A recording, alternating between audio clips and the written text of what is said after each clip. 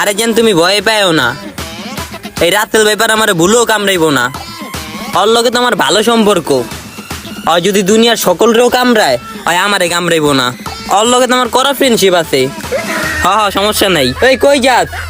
ওই বেটা না, ওই রাতেলে। ভাই তোমার লগে একটা ভিডিও করুম, তুমি খালি একটু থাকবা। আচ্ছা ঠিক আছে, কর।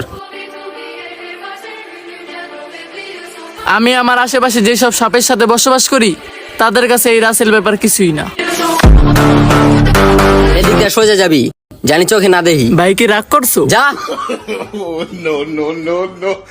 ওই রাতেল তুই আমার লগে একটু দাঁড়াতো, তোর লগে একটা ছবি তুললা ফেসবুকে আপলোড দিম। ওই যে রাতেল ভাইবার একটা সাপ ভাইরাল হয়েছে না, ওই সাপটার লগে মিলাই দিম। আচ্ছা তুই আমার কত এই সাপটার নাম রাসেল ভাইপার দিছে, এত নাম থাকতে আশিক দিত, রফিক দিত, আহমেদ দিত, পিন্টু দিত, আপন দিত, নাইম দিত, ওই কেলিকা রাসেল ভাইপার দিল। খাইতে পারি না, হইতে পারি না।